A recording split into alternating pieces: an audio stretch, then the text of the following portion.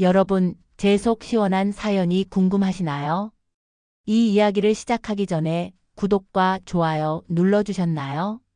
여러분의 관심이 사연을 소개해 드리는데 정말 큰 힘이 되거든요.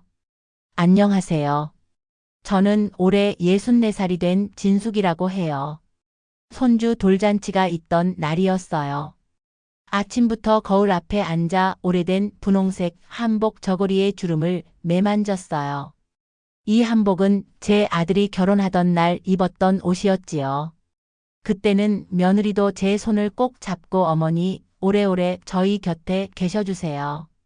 하며 웃었는데 세월이 흐르니 그 말이 허공에 떠다니는 소리처럼 느껴지더군요.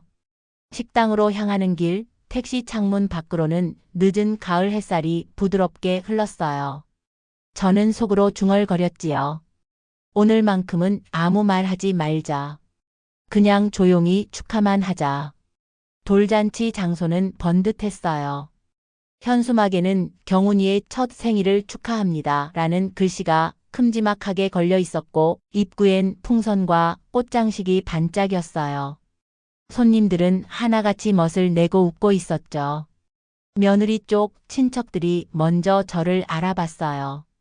어머님 오셨어요? 하며 미소를 지었지만 그 웃음이 예전처럼 따뜻하진 않았어요. 며느리도 곧 다가와 인사를 했지요. 어머니, 앉으세요. 자리 마련해 놨어요. 그 말투는 공손했지만 어디선가 거리를 두는 냄새가 났어요. 제가 앉은 자리는 행사장 맨 구석, 스피커 바로 옆이었어요. 어색한 음악이 머리를 울렸지만 그래도 꾹 참았어요. 그래, 오늘은 손주의 날이잖아. 그렇게 스스로를 달랬죠. 잔치가 시작되자 사회자가 마이크를 잡고 흥겨운 멘트를 이어갔어요. 자, 오늘의 주인공은 복덩이 경훈이입니다. 모두가 박수를 쳤고 저는 흐뭇하게 손뼉을 마주쳤어요. 그때 아이가 돌잡이 상 앞에 앉았고 카메라 플래시가 번쩍였지요. 저는 자리에서 천천히 일어나 아이에게 다가갔어요. 우리 경훈이 건강하게 자라야 한다. 할머니가 세상 누구보다 널 사랑한단다. 그 말을 하는 제 목소리가 조금 떨렸어요. 그 순간 며느리의 얼굴이 굳더니 제 손을 슬쩍 밀어냈어요. 어머니, 제발 좀 애가 놀라잖아요. 사람들의 시선이 한꺼번에 제 쪽으로 쏠렸어요.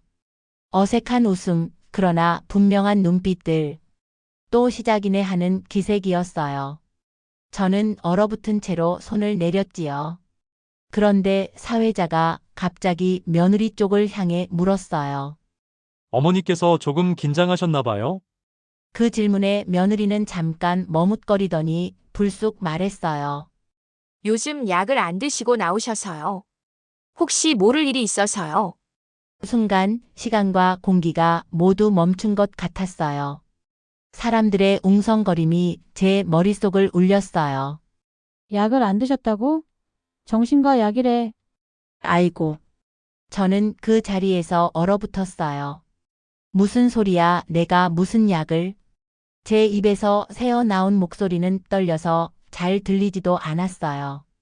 며느리는 억지로 미소를 지으며 제게 작은 목소리로 속삭였어요. 어머니, 조용히 계세요. 오늘만 제발요. 그 말 한마디가 제 가슴을 서늘하게 갈랐어요. 아들은 제 눈을 한 번도 보지 않았어요. 그저 손님들에게 허둥지둥 인사하며 분위기를 수습하려 했죠. 그 모습이 더 아팠어요. 내가 저 아이를 어떻게 키웠는데? 머릿속에 피 끓던 시절이 한꺼번에 떠올랐어요. 농사 짓던 손으로 흑백 TV 하나 들여놓던 시절, 도시락 싸주던 국민학교 운동장, 그 모든 게 한순간에 무너지는 기분이었어요. 저는 주방으로 뒷걸음질 쳐 들어가 싱크대에 손을 짚었어요. 찬 금속의 감촉이 손끝을 타고 심장까지 전해졌어요. 내가 언제 그랬다고. 입술이 부르르 떨렸어요. 그때 며느리가 따라 들어와 종이컵을 내밀며 낮게 말했어요. 이거라도 좀 드세요. 진정 좀 하세요. 저는 그 컵을 밀어냈어요. 괜찮다. 짧은 한마디였지만 그 안에는 분노와 수치와 서러움이 뒤섞여 있었어요. 그날 밤 집에 돌아와 문을 닫고 책상 서랍을 열었어요. 오래된 뭉뚱 연필 하나가 굴러 나왔지요. 연필 끝에 침을 살짝 묻히는 버릇대로 종이에 글씨를 눌러 썼어요. 언제부터였나? 누가 이렇게 만들었나? 내가 정말 이상해진 걸까? 그리고 한 줄을 꾹 눌러 적었어요.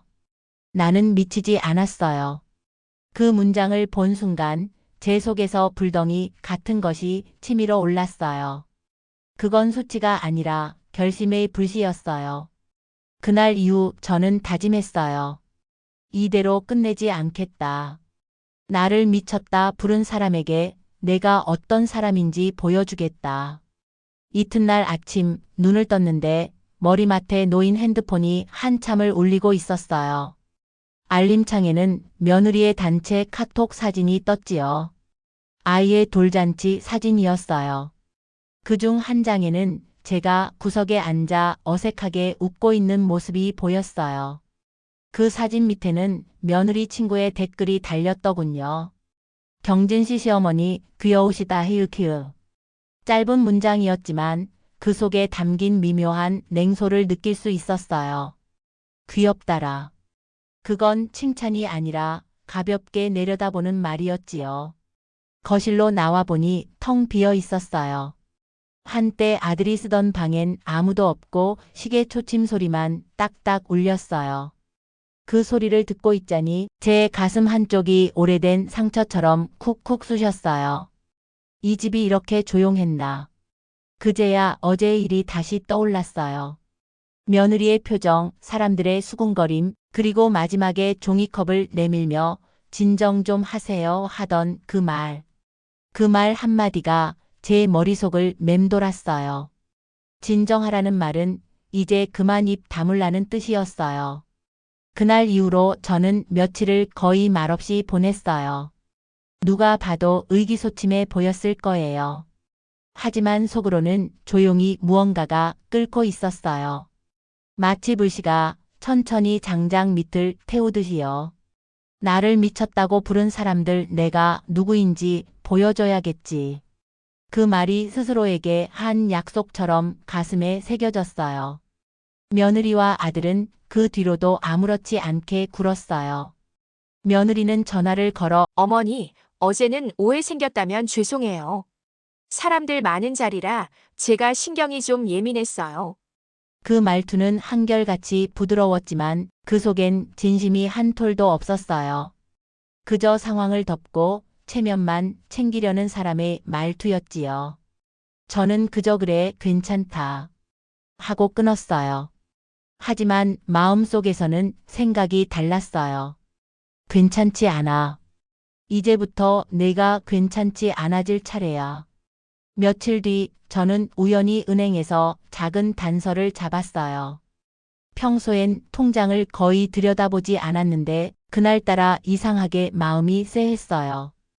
ATM에서 잔액을 조회하는데 눈에 익은 이름이 하나 보였어요.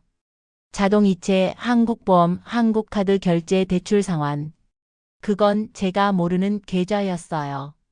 게다가 제 이름으로 되어 있었지요. 은행 창구 직원에게 조심스레 물었어요. 이거 제 명의로 된 거래 맞나요? 직원이 모니터를 확인하더니 고개를 갸웃했어요. 예, 고객님 명의로 되어 있습니다.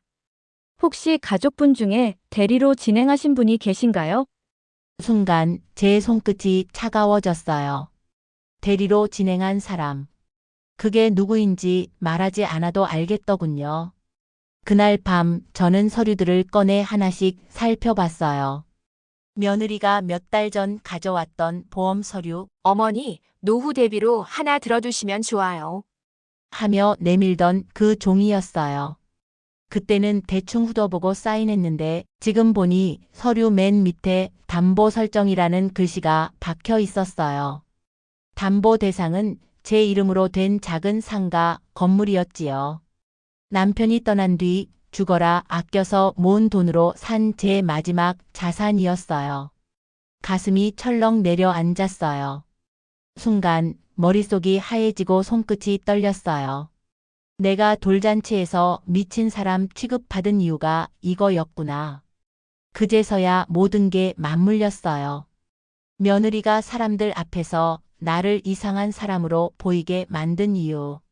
그건 내가 정상이라는 사실을 부정해야만 자기들이 내 재산을 건드릴 수 있었기 때문이었어요. 그날 나는 거울 앞에 앉아 내 얼굴을 오래 봤어요. 눈가의 주름, 거칠어진 손, 그 모든 게 서러우면서도 한편으론 단단해 보였어요. 나는 내 입으로 중얼거렸어요. 그래. 이제부터는 나도 나를 지킬 거야.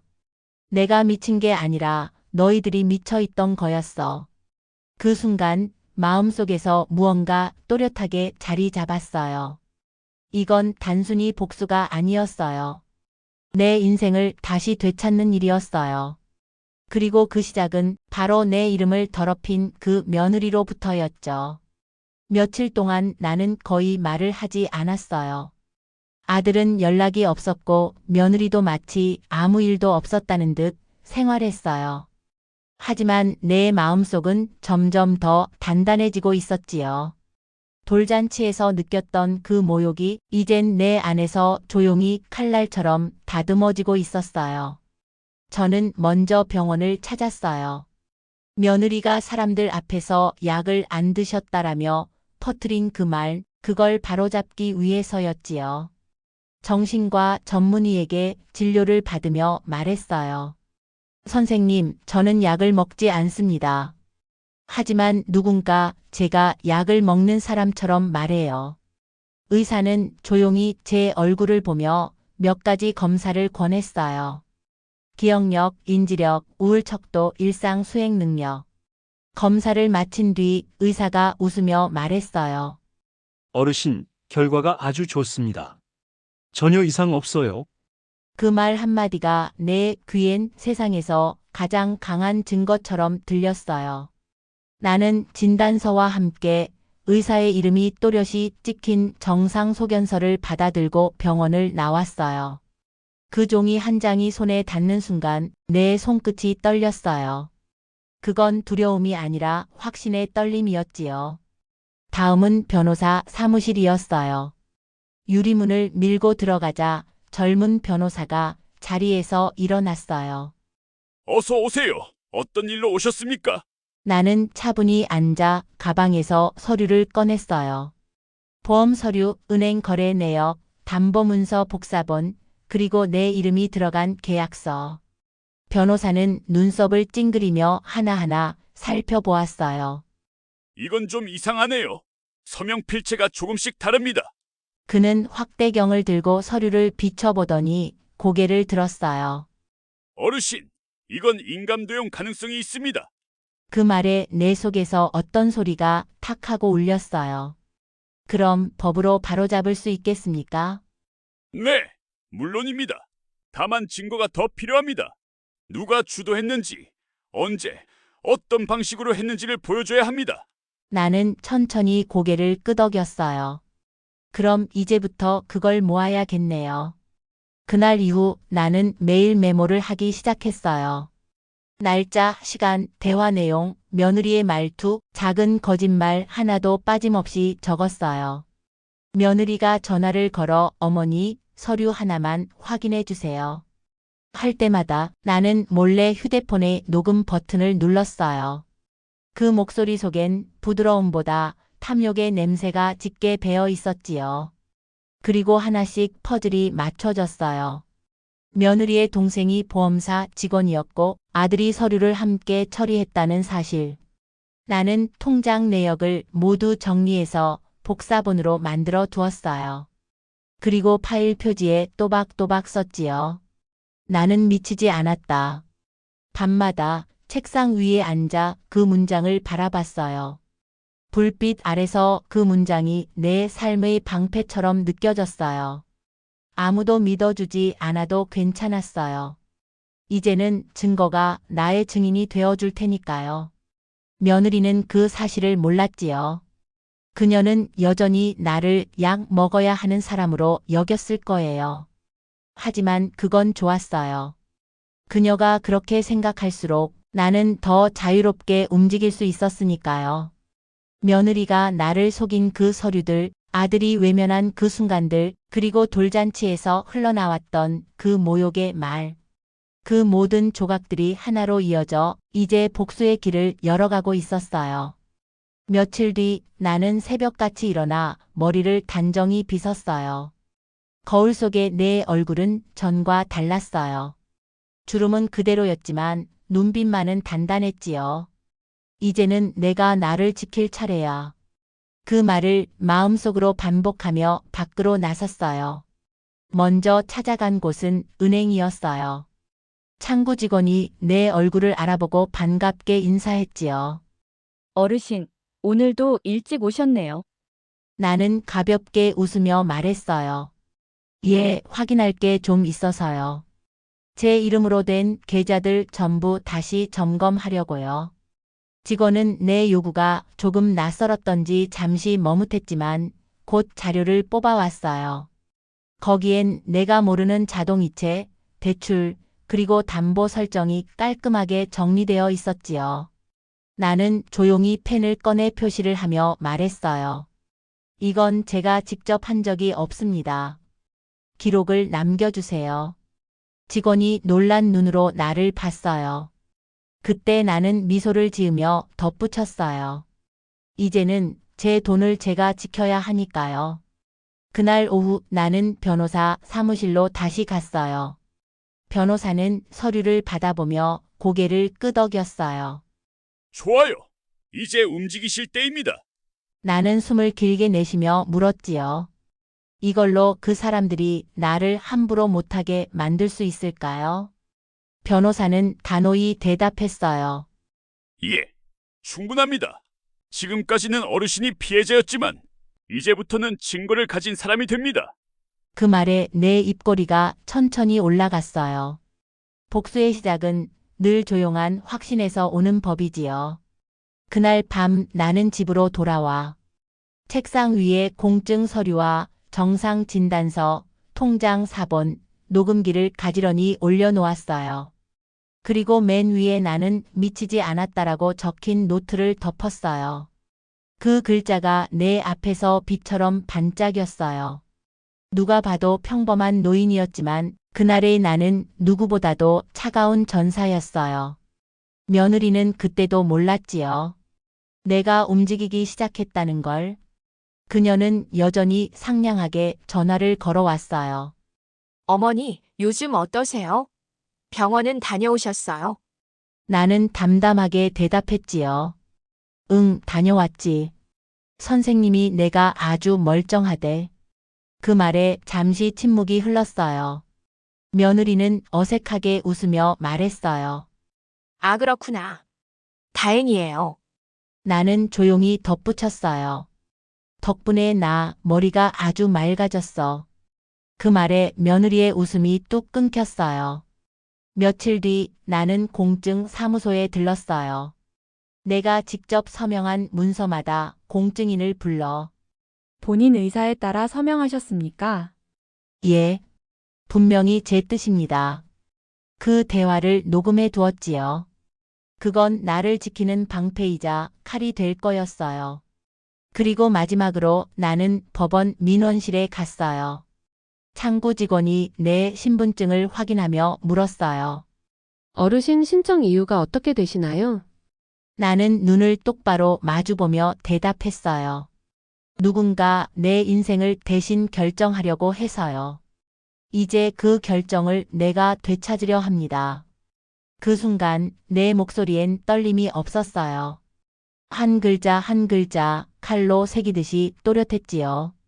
집으로 돌아오며 하늘을 올려다봤어요. 가을 하늘이 높고 바람이 서늘했어요. 길가의 낙엽이 바람에 휘날리며 내 발끝에 닿았지요. 나는 그 낙엽을 바라보며 속으로 중얼거렸어요. 누가 나를 미쳤다 했지? 아니야. 이제 미쳐도 되는 건 바로 그들이야. 그날 이후 내 표정은 변했어요. 웃음이 사라진 대신 침묵 속의 힘이 자리 잡았어요. 며느리가 만든 거짓의 무대 위에서 이제는 내가 진실의 무대를 깔 차례였지요. 며느리는 내가 다시 조용해지자 모든 게 끝난 줄 알았던 모양이었어요. 하지만 그건 착각이었죠. 진짜 시작은 지금부터였어요. 그날 오후 나는 집에 있는 녹음기를 꺼냈어요.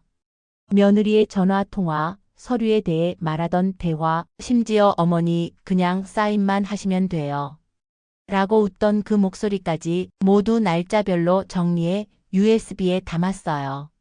그리고 작은 봉투에 넣어 봉인했지요. 그 봉투에는 이렇게 썼어요. 증거 진실을 위한 기록. 며느리가 전화를 걸어왔어요. 어머니, 요즘 통장 이체가 안 되네요. 혹시 은행에 뭐 하셨어요? 나는 잠시 웃으며 대답했지요. 응, 내 돈이니까 내 손으로 지키려고. 그녀는 놀란 목소리로 물었어요. 어머니, 그게 무슨 말씀이세요? 나는 단호하게 말했어요. 이제부터 내 이름은 아무도 대신 쓰지 못해. 그녀는 그제야 뭔가 잘못 돌아가고 있다는 걸 느꼈겠지요. 며느리는 그날 저녁 황급히 우리 집으로 찾아왔어요. 손에 종이봉투를 들고 있었지요. 어머니, 오해예요. 그때 서류는 그냥 절차상 필요해서. 나는 조용히 그녀를 바라봤어요. 그래? 절차라, 그 절차 때문에 내가 미친 사람 됐구나. 그녀의 얼굴이 하얗게 질렸어요. 나는 식탁 위에 놓인 진단서를 밀어주었어요. 정상 소견서 이상 없음. 그녀는 그 종이를 본 순간 아무 말도 못했어요. 이제 누가 미쳤는지 판사가 판단해 줄 거야. 며느리는 허둥지둥 말을 이었어요. 그냥 돈이 급해서 잠깐 저도 어머니 생각해서. 나는 단호하게 끊었어요. 돈이 급한 건 죄가 아니야. 하지만 거짓말은 죄야. 그리고 사람 체면을 짓밟은 건 벌을 받아야지. 그녀는 아무 대답도 못했어요. 그 침묵 속에서 나는 느꼈어요. 이제 무게 중심이 완전히 내 쪽으로 옮겨졌다는 걸. 며칠 후 변호사로부터 전화가 왔어요. 어르신, 서류 접수됐습니다. 고소장과 가압류 신청이 동시에 들어갔고 상대방의 통보가 갈 겁니다. 나는 고요히 대답했어요. 이제 그 사람들도 내가 얼마나 멀쩡한지 알겠죠. 그렇습니다. 그리고 아드님 명의의 일부 서류도 조사에 들어갔습니다. 그 말을 들었을 때 마음이 잠시 흔들렸어요. 아들을 직접 법의 선에 세우는 게 괴로웠지요. 하지만 곧 마음을 다잡았어요. 누구든 거짓 위에 세운 건 무너져야 한다. 며느리는 결국 아들을 방패 삼기 시작했어요. 여보, 엄마 좀 설득해. 지금 이러면 우리 다 망해. 하지만 아들은 전처럼 내 편이 아니었어요. 며느리의 말을 듣던 아들이 조용히 말했어요. 너 이번엔 너무 갔어. 엄마는 미친 사람이 아니야. 그 순간 며느리의 표정이 일그러졌지요. 내 아들이 다시 내 편으로 돌아오고 있었어요. 그날 밤 나는 아들에게 조용히 말했어요. 그래, 늦게라도 알면 됐다. 엄마가 지켜야 할 건 돈이 아니라 존엄이야. 아들은 고개를 숙였고 한참 후에 중얼거렸어요. 엄마 미안해요. 나는 그 말에 대답하지 않았어요. 대신 불 켜진 책상 위에서 봉투 하나를 꺼내 그에게 건넸지요. 이건 네가 봐야 할 증거야. 내 아내가 한 짓이야. 아들은 봉투를 열어보더니 그대로 말없이 눈을 감았어요. 며느리는 그 후에도 몇 번이나 찾아와 울며 애원했어요. 어머니, 제발 한 번만 용서해 주세요. 제가 잘못했어요. 다시는 안 그럴게요. 하지만 나는 고개를 저었어요. 이건 용서의 문제가 아니야. 내가 만든 거짓은 내 인생을 망가뜨렸고 이젠 그 대가를 배워야 해. 내 목소리는 차가웠지만 한치의 떨림도 없었어요. 그녀가 흘린 눈물은 이제 나에게 의미 없는 장식이었어요. 그날 저녁 나는 서류를 모두 정리해 법원 제출용 박스에 담았어요. 그리고 마지막으로 한 장의 메모를 위에 올려놓았지요. 나는 미치지 않았다. 그리고 잊지 않았다. 그 글자를 보고 있자니 가슴속 깊은 곳에서 묘한 평온이 올라왔어요. 마침내 내가 내 인생의 주인 자리로 돌아온 기분이었어요. 며느리에게서 마지막 전화가 온 것은 고소장이 접수된 바로 다음 날이었어요. 어머니 정말 이러실 거예요? 목소리 끝이 떨렸어요. 나는 담담하게 대답했죠. 이건 내가 너를 벌주려는 게 아니라 너한테 세상이 어떻게 돌아가는지 가르쳐 주려는 거야. 그 말에 며느리는 울먹였어요. 제가 잘못했어요. 한 번만 봐주세요. 하지만 나는 전화기를 천천히 내려놨어요. 눈물로 막을 수 있는 일은 거짓말로 시작되지 않는다. 그게 내 마지막 대답이었지요. 며칠 뒤 법원에서 첫 신문 통지서가 도착했어요.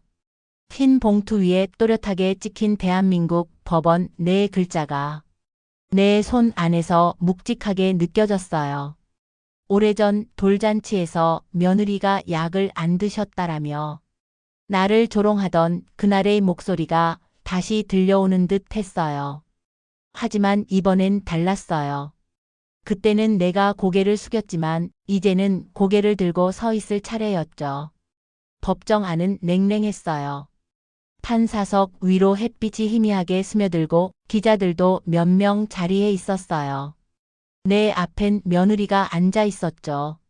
얼굴이 창백했고 눈 밑은 퀭했어요. 그 옆에는 아들이 있었어요. 아들은 고개를 푹 숙인 채 아무 말도 하지 않았어요. 나는 그 모습을 보며 잠시 마음이 흔들렸어요. 하지만 바로 다잡았죠.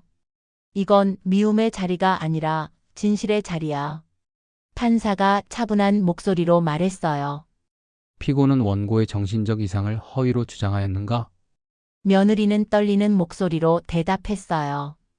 그땐 어머니가 이상해 보이셔서 정말로 그런 줄 알았어요. 그 말에 내 변호사가 곧바로 서류를 내밀었죠.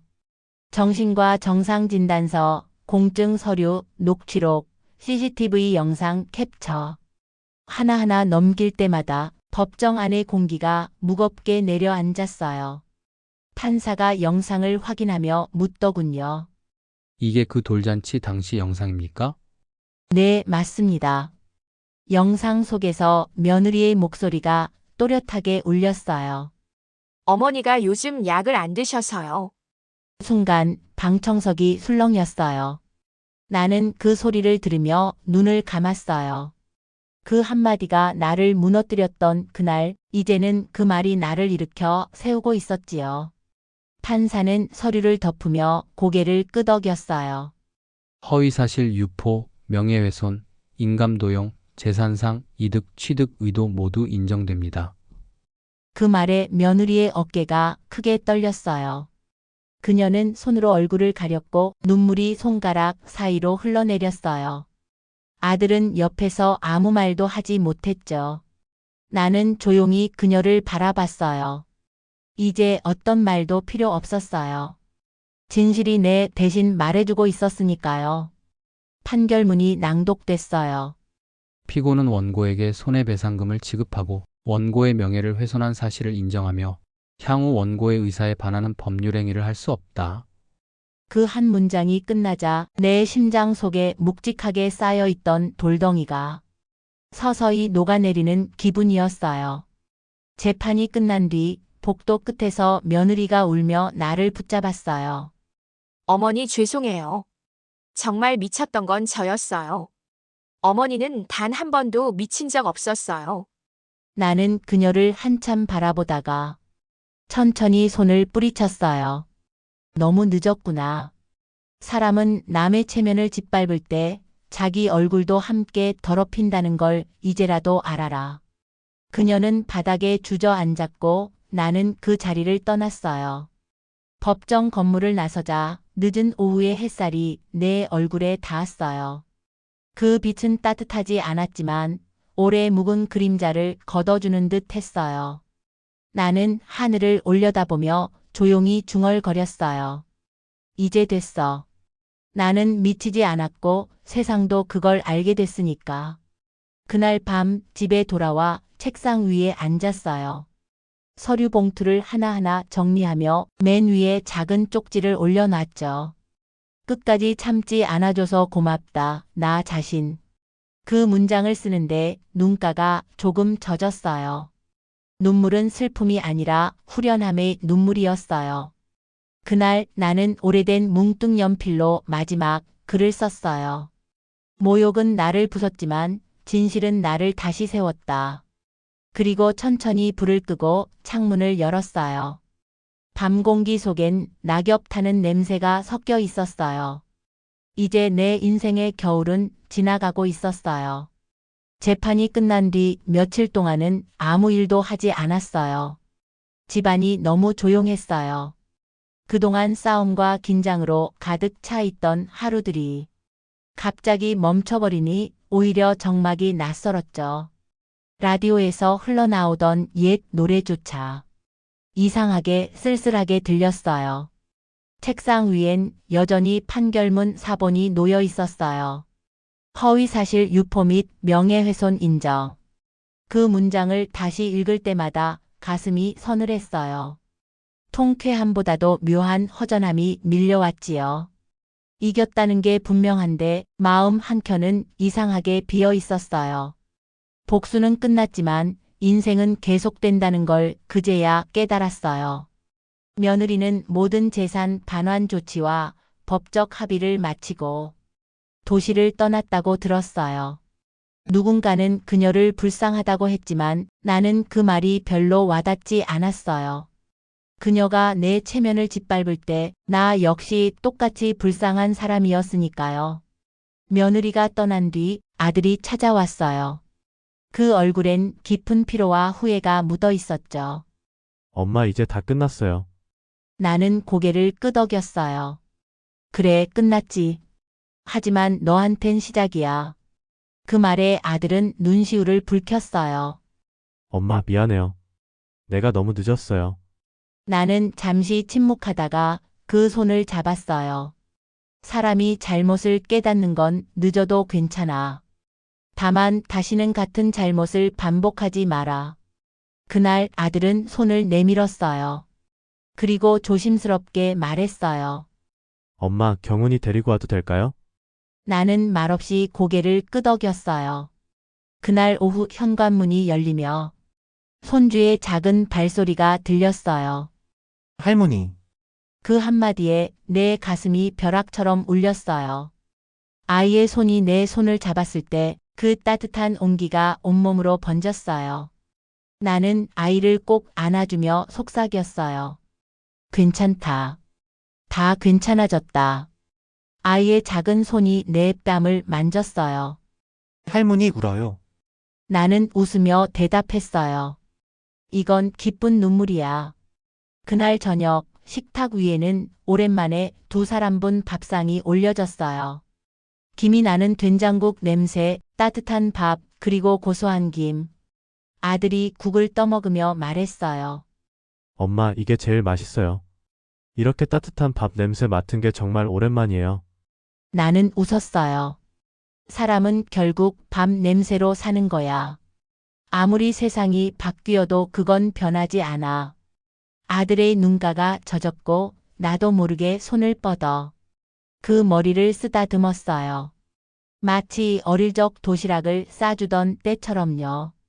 밤이 깊어가자 손주는 내 무릎 위에서 잠들었어요.